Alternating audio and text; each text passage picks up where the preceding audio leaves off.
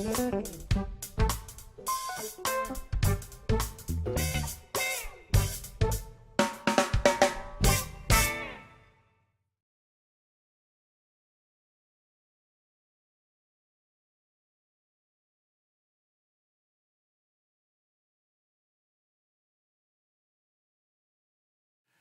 everybody, and welcome to episode number 4 of Dial a Drummer, and that was John Blackwell, the Jr. amazing John Blackwell Jr. I kind of feel like we should start this episode kind of like when we were kids, you know, on this episode of a very special The Facts of Life. You know, they kind of set the mood that it's going to be a little bit more... A little different. A little somber, a little different. Yeah, today is...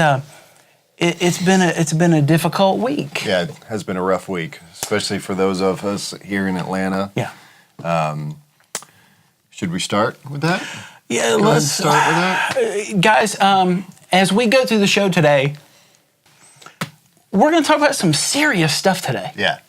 And I'm going to try and keep my composure. Right on. And we're going to turn this into something really positive. So yeah, let's just feel free to call in. We're not looking at the chat comments and stuff today. We're not paying attention to that. I really wanted us to stay very present and very focused. Right. You can hashtag us on all the social media. Oh, by the way, I'm Brian Stevens. I'm Shannon Corey. Welcome to Dial a Drummer. I have a noisy mic. Episode 4. We're doing something a little special, a little different today. Instead of having a guest, we're going to do more of a tribute show. Yeah. And we're going to start with a shout out to Christian Thomas Leonard. Recently passed in his sleep, and this was a wonderful young man. It hit the Atlanta community very hard. He was well known, very well liked, very good drummer. Came up in the church scene. Just a great kid. A lot of us, you know, were influenced and had a chance to influence him. Yeah.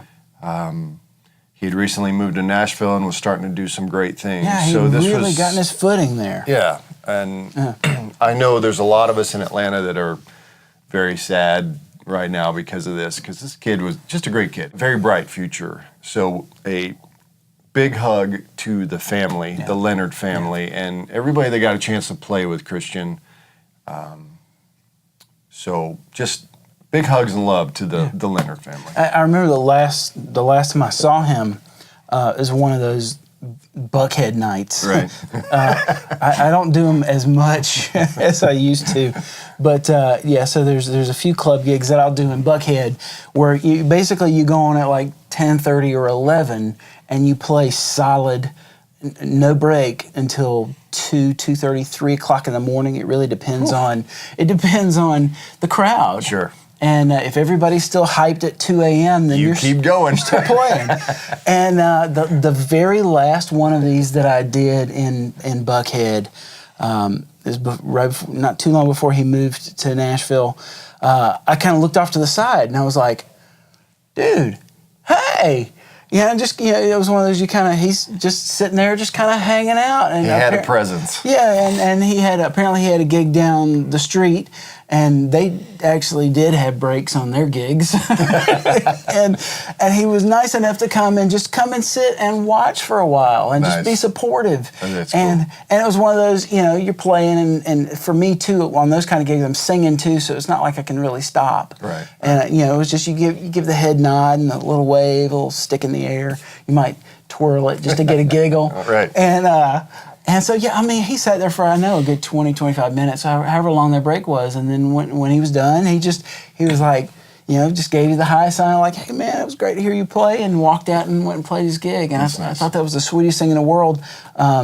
You don't really get that from a lot of younger players in this town. That's true. That's true. The fact that he knew, without me having to be told, he knew I was playing right down the street. He had an opportunity to come down, or he could have just sat and hung with his friends. Right. And the fact that he was so generous with his own time and came down just to sit and watch and be supportive, I really appreciated that a lot. So that was the last time I saw him, and definitely kept tabs on him as he made the trek up there to Nashville.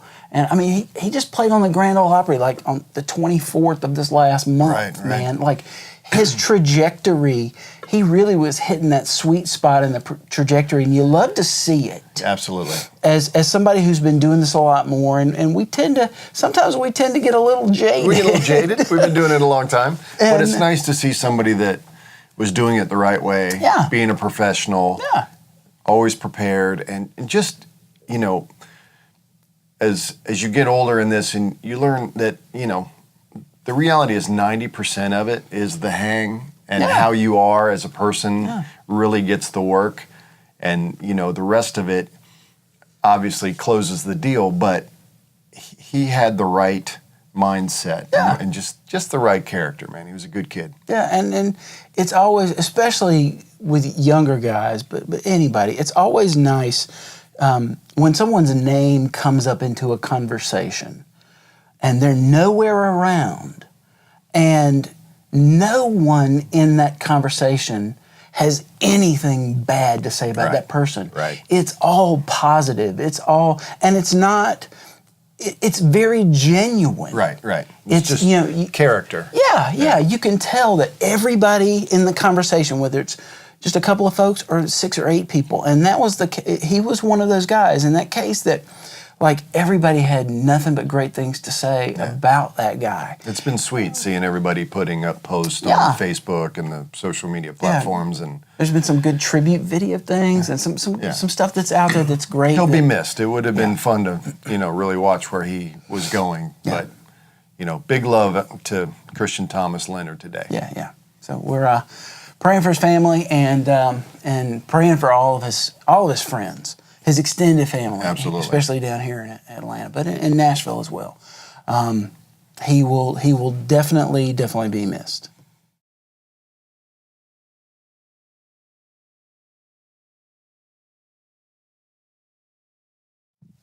So this is the point in the show where normally we would have something else to get into and change the whole tenor of everything. We've completely changed our format for the day. We lost somebody else on a day that's supposed to be about freedom and happiness, and in an ironic way, our friend John Blackwell did get some freedom. Right. But yeah, so for guys who don't know, and if you don't know who John Blackwell was, then you've got a lot of work to do. Time to do some homework, kids. He left quite in the short amount of time he was here. He made quite a name for himself. He left quite a legacy. A lot of things to see and hear that were absolutely awesome. Absolutely. Do you remember the first time that John Blackwell came on your radar? Absolutely. This was back when he was playing with CAMEO, actually, and I was introduced to him through Marcus Williams, who was another fantastic drummer in the Atlanta area. And he was a longtime teacher of John's. And so I got introduced to John early on, and then watched his trajectory go just to unbelievable places. And you knew then that this kid had something. Yeah. I mean, the open playing, the way he could play multiple grooves while still grooving, and there's a groove in particular on a Prince song that we'll get into later that everybody needs to go learn because it's incredibly difficult, but the way he pulls it off is beautiful. So I got exposed to him early on. Yeah. And was always very humble, very nice guy. Anytime I ran into him at the NAMM shows or at a show, always super sweet. Yeah. Just a great guy. Yeah. How about yourself? I remember the exact day. I remember where I was. In fact, another drummer in town, Jason Ortiz, had put a comment about this on one of my posts this week. So it was nice to see somebody else remembered this day. Right on. So back in the mid '90s, when I was there was this nebulous period where I was subbing some classes at the Atlanta Institute of Music, but I was just finishing up my time there as a student. And anyway, so we had a clinic there that particular day, and memory probably doesn't serve me well about which clinic it was, but I just remembered that there were a ton of people at the school that day that normally were not there. I got you. All of a sudden, there's just a crowd. Yeah. And so, Like, what's going on? I'm in the main performance room, kind of help setting some things up for the clinic, and I'm noticing that a lot of the people that are in the performance room waiting for the clinic are beginning to filter out, and there are a lot of whispers around the room. Yeah, you can kind of tell when something's happening. Right. It's yeah, And you don't know, and you're like, what's going on? Everybody ain't paying attention to what we're doing. And so in that old location of the school, when you went out of the performance area, there was a long hallway, and the part of that hallway where the main drum classrooms were, and even over, opening that door and going in that hallway and just seeing people standing on top of each other all the way down this long hallway, waiting to get into a room. There was something electric happening, and you could hear it. Once you walked into that hallway, you could just hear this thunder, and That's a good word. yeah. And so I started, as I'm making my way to see what's going on, because in my mind I'm like, either a fight has broken out, or somebody's wearing out a set of drums. Right. One of the two. So I'm kind of getting my way through these people. I'm like, what's going on? And I'm hearing drummer Berkeley plays with CAMEO, all this other stuff. And so I get my head kind of into the doorway of the main classroom of the school. And all I see, the first thing I see, are talking about spinning sticks. It's just, it was like 20 people were spinning sticks behind the same drum set.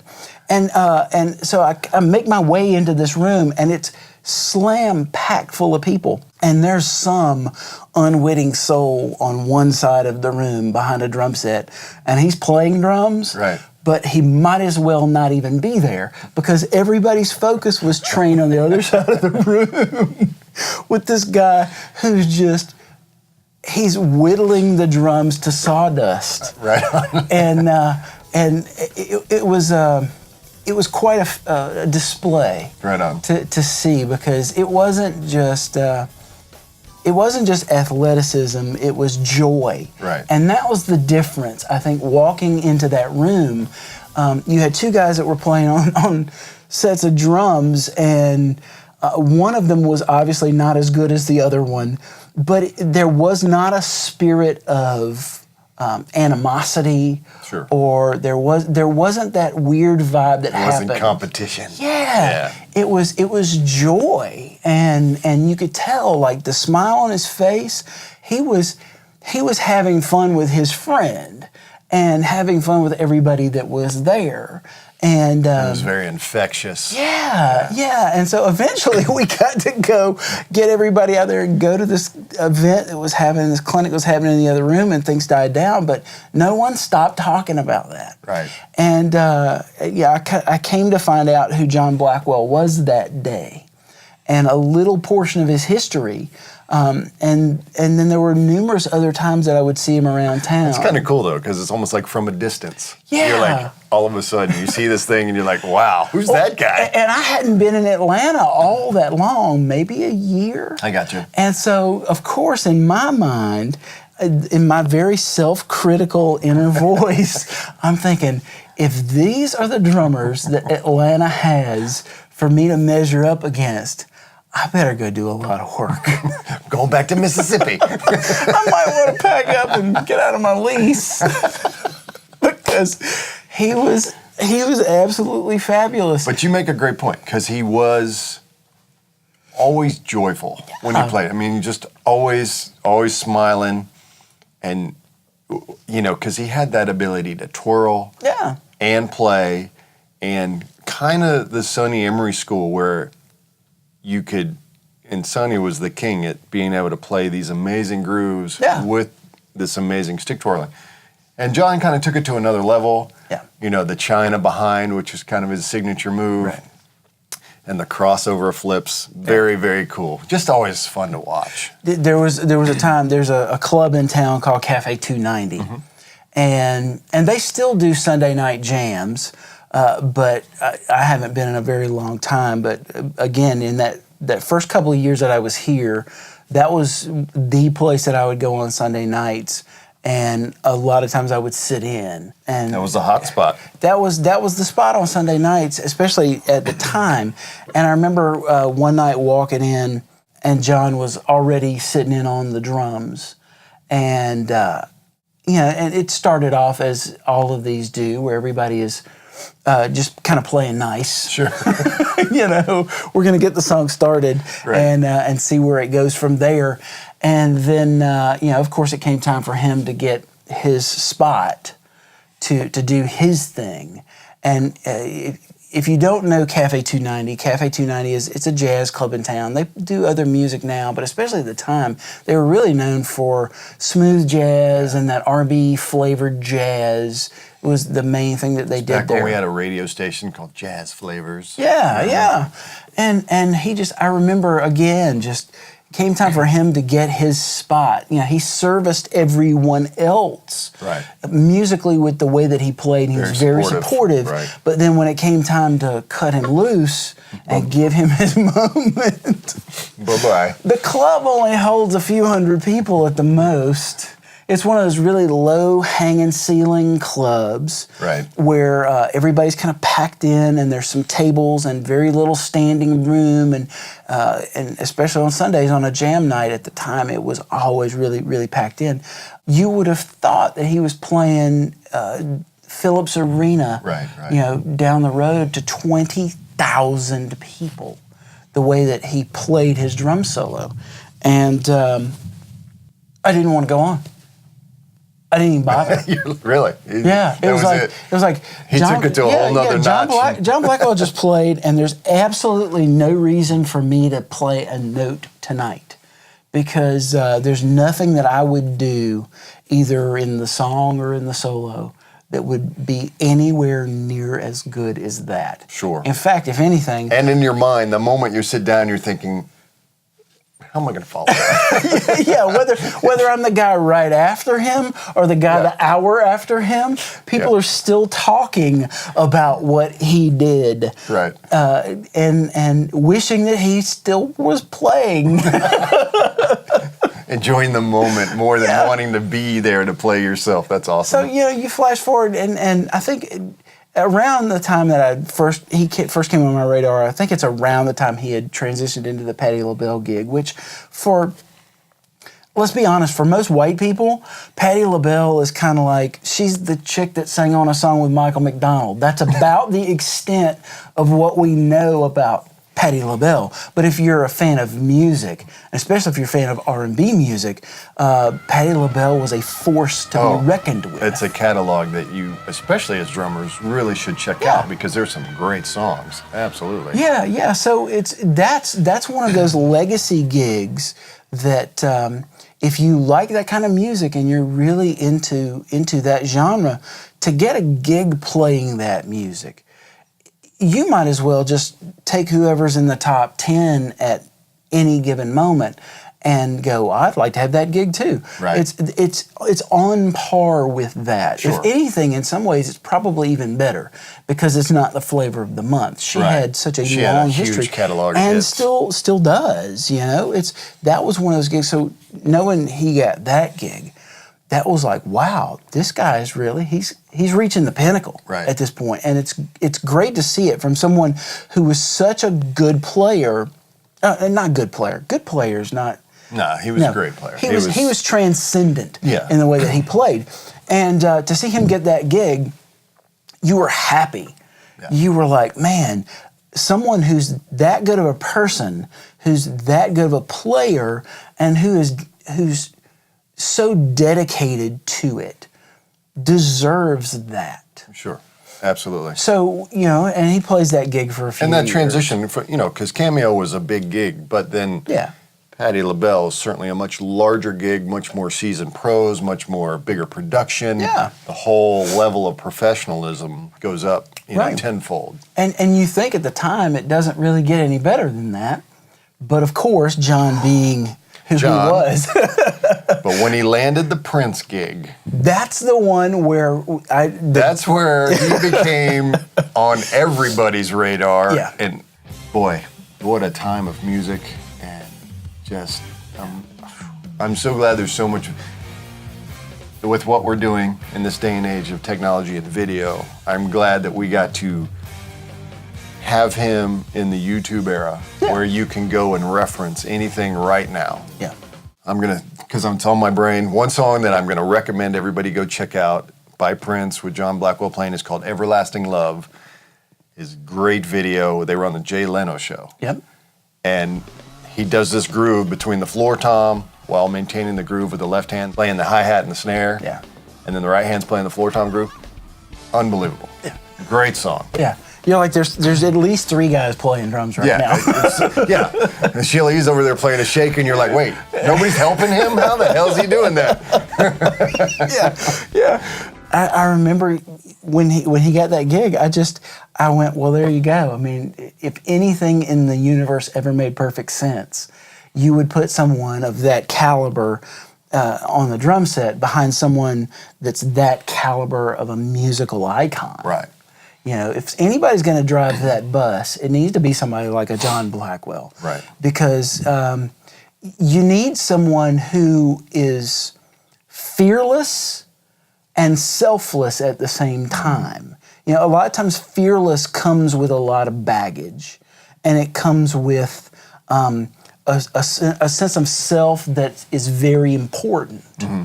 But in a gig like that, you've got to have that confidence, that utter confidence that makes you completely fearless, but you have to be absolutely selfless. Right. Because no one is there for you. Right.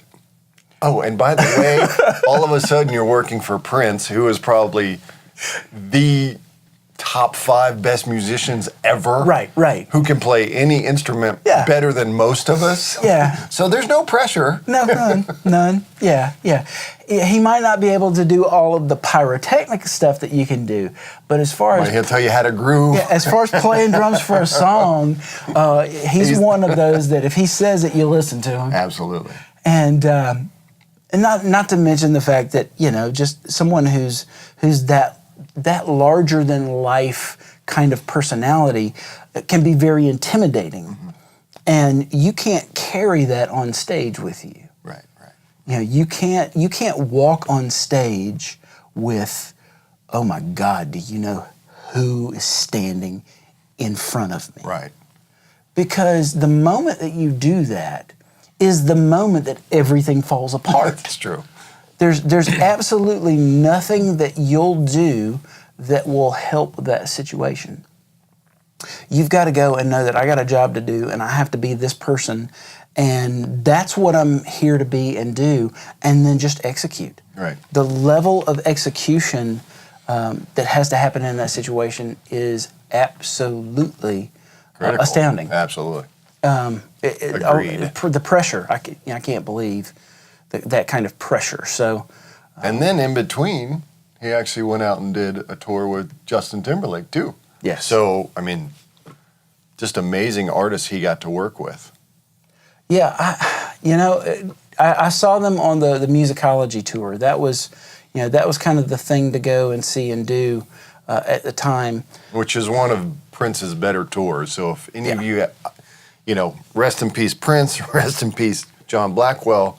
We got that particular tour with the horn section and Maceo Parker on the gig. Yep. Man, what a band. Holy moly. Oh, my goodness. That was one of the best shows I've ever seen, period. Yeah. And we had great seats.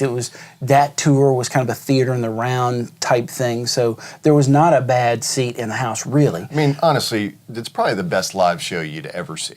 I mean, because Prince was such an amazing performer, and the band was equally as good. it just from top to bottom, one of the best shows you'd ever see. Right. Where we were in Phillips Arena at the time, we weren't right on John's area of the stage. We were a little further down, but we had direct sight line to what he was doing. We had that good shot, like the hi-hat side shot, you know. And the time opened. Yep. So you already had an amazing drummer to watch. Jelly Bean. Yeah. You already had someone who is iconic to not just R&B music, but pop music. You already had that. And then to have John and that entire band come on afterwards and play that show, it is one of my top 3 shows I've ever seen, ever. Yes.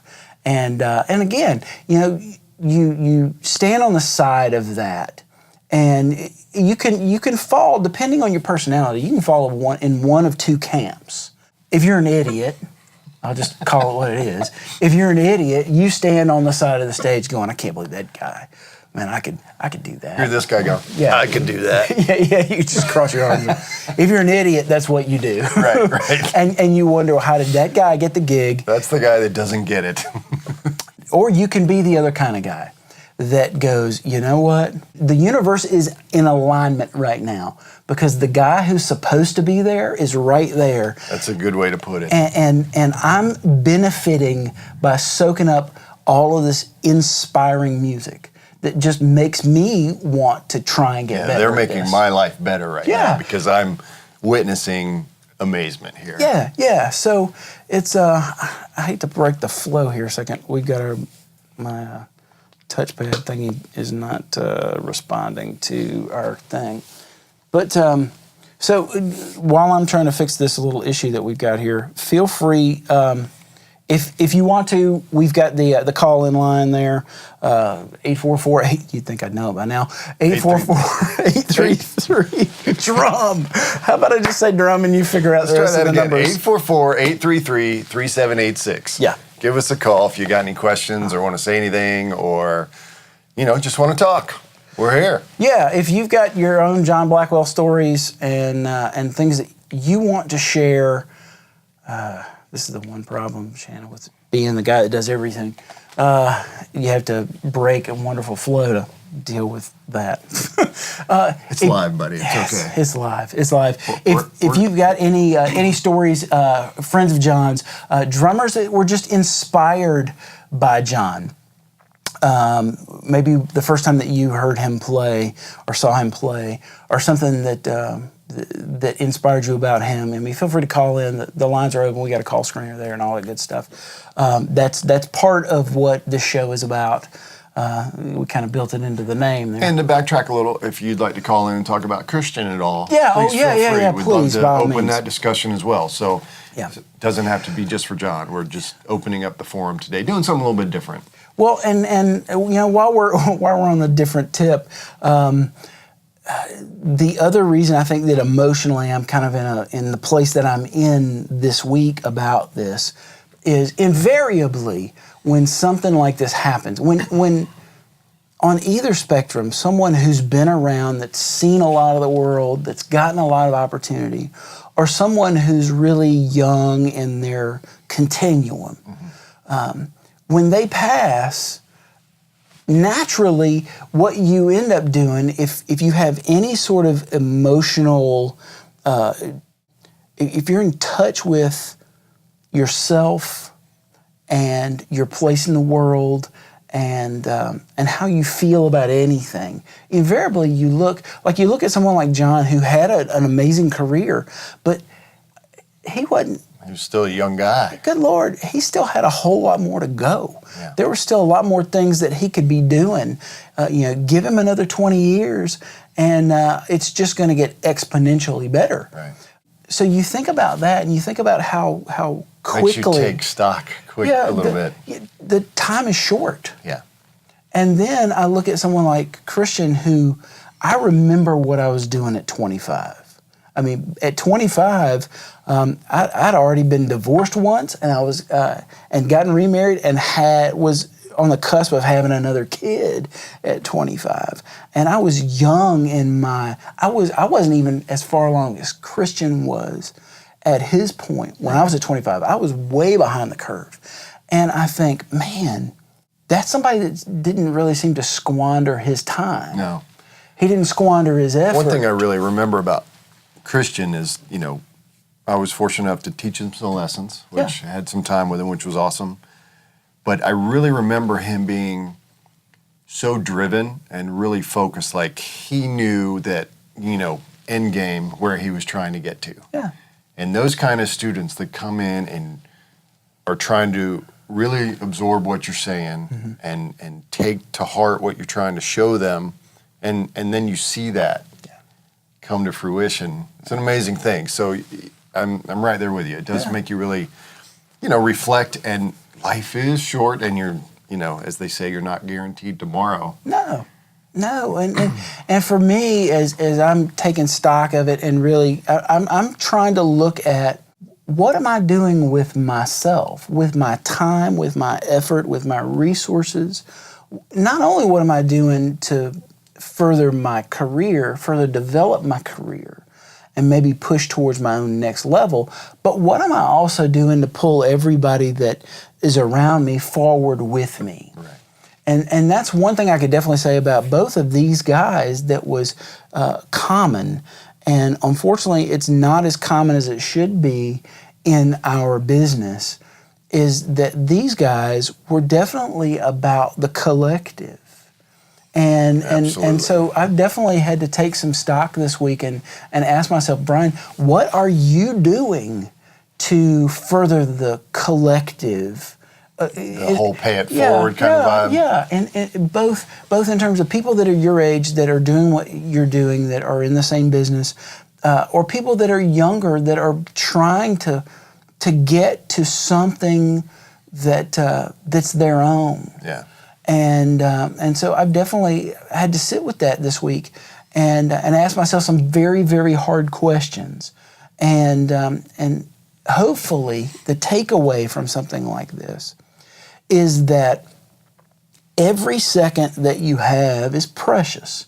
It sounds trite, it sounds cliche when we kind of sit here and talk about it, but until you have something that impacts you, like this past week has impacted me and impacted a lot of our friends that are on the other side of that camera right there, until you have that, you don't really key into the truth of that every single moment is precious, and that every single second that you have is a second to do something with, something of value, not just to yourself, but to other people. Sure. Your family, or your gig, whatever it is. So please forgive me if I don't suffer fools when it comes to reality television. Yeah, sure. And silly social media trolling and 24-hour news. Yeah, it's all not real. Yeah, it's all window dressing for lives that we don't actually lead. Right. What we're here to do is to wake up every morning and really decide, number one, what am I going to do to make sure I'm a better person today than I was yesterday? And how can I, at the end of today, leave a little more for everybody else than was here when I started? Right. Even if it's just one little piece, one little thing. And so, I think ultimately that is, for me, the takeaway of all of this is, number one, treasure every second. Number two, find some way to do something with every possible second that you can. Do not squander a moment. Right. And then number three, love as many people as you can, because and let them know that you love them. Right. I love you. Love you too, I do. buddy. Absolutely. Let them know that you love them, because at any point in time, it's funny, because if I showed you my phone, my son has it downstairs doing our call screening. If I showed you my phone, I've just got text after text after text from friends of ours that are in this community that were in one way or another connected to either one of these guys, that just sent a text to say, just a little something. I love you, and I want you to know that I'm thinking about you. I hadn't talked to you in 2 months. Hadn't seen you in 6 months, but I'm thinking about you, and I love you. And that's one of the amazing things that comes out of a situation like this, where there's nothing that we can do as human beings to change what has transpired in the past week. There's nothing that, John was sick for a year at least that he knew of. He had been battling for a while. And there was nothing that any of us could do about any of that stuff. No matter how well you didn't know him, there was absolutely nothing you were going to do about that. But hopefully the people, especially the people that were the closest to him, the people that saw him day in and day out, I'm sure that year gave them a long runway. Yeah. They could really communicate that love. Yeah, because you never want to feel like you could have done more or should have done more, or just that reaching out and being real with people. And, because at the end of the day, all this stuff is just stuff. But it's this thing that really means something. Really, truly. And I think over and above anything else, that really is one of the main reasons why I wanted us to start doing this, is because there's definitely a bond that you and I share as friends that we've had for a very, very long time. We're talking 98, I think. It's a long freaking time, dude. It's a long time. We've had the benefit of knowing each other very well for a very long time, but it's never enough time. Right. But there's a connection and a love and appreciation for each other that we also have that appreciation for so many people that are on the other side of the camera. And really what I hope that we're doing with the show is creating a hub where people can talk about things, both drum geeky things and a drummer hang, things. if you will. It's a drummer hang thing, but it's also... And it doesn't have to be just drummers. It's musicians, friends, family, whatever. But it's also a place where we can be real and we can talk about things that have nothing to do with music directly, but they affect the things that we create. Right. And that's definitely the other thing that I pull away from this, which is everything that happens in life, to whatever degree that it's connected to you and you experience it, everything informs everything you create. And so for us to have a hub and a place that we can come here and share and reflect and do some things to unpack on whatever level we're unpacking, I hope that as we go forward, that's what this show becomes for people that are watching or listening, is it's a place that not only can you come as we unpack our things, and whether it's something heavy like this or it's something fun like the 26-inch bass drum that came in that's sitting downstairs in my studio right now. That sounds ridiculous. Sounds freaking amazing. Sounds so good. We have a place where we can do things like that, and it really just becomes an experience for all of us. It's not just, it may look like two guys sitting in front of a few cameras on the internet, but what this really is an opportunity for the two guys on this side of other people to engage the people on the other side of that screen or those earbuds and have a dialogue, have a discourse. And hopefully you guys will take that for what you will and use it as an opportunity. Use this as an opportunity to let your voice be heard about whatever is important to you in the moment. Sure. Today it's love and friendship and loss and legacy. But tomorrow it's going to be drumsticks and drum heads and DVDs or some cool video you saw or some cool lick that you're trying to learn. Right. And they all, at least in this community, in this place, they all have equal weight. But it all fits into this thing we called life, which is what we're dealing with today, is real life, because we're not worried about our streaks on Snapchat. We're trying to do something real and be really engaged with people as we try to be with ourselves and with our friends and our family. Because that's, at the end of the day, your own legacy is what it comes down to, So we're going to finish a little bit early today just because I think we've gone as far as we can go with this without Brian becoming a blubbering mess. I've definitely... it's been a good week for me to recalibrate. Sure. And really decide for myself what's important. And so I'm gonna get off camera and be a blubbering mess for a little while and figure my thing out. Yeah.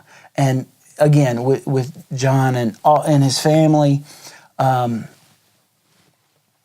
His friends, anyone that knew him to any degree, people that played with him, our love and our respect and our condolences go out to you.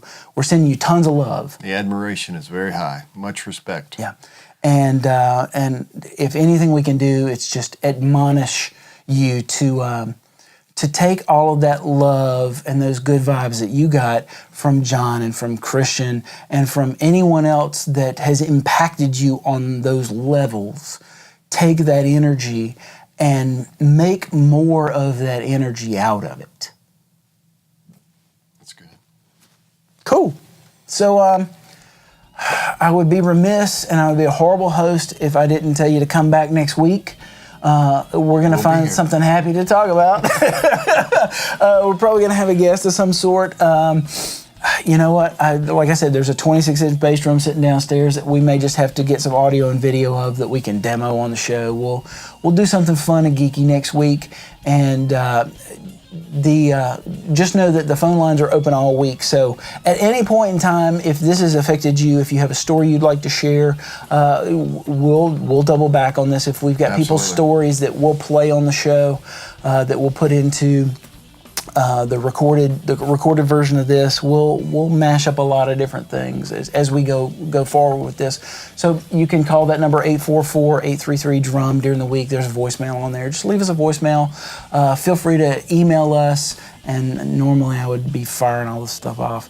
Email us at dialadrummer@gmail.com, and you can follow us on all the social networks. To keep up with what we're going to talk about, what we'd like to talk about, what's happening in our community. We're Dial a Drummer everywhere. I mean, pretty much everywhere. Everywhere. It's easy to find. So I'm done, man. It's good. Cool. It's a good one. We'll see you guys next week. Thanks for tuning in. Have a great week, everybody. See ya. See you next time on Dial a Drummer.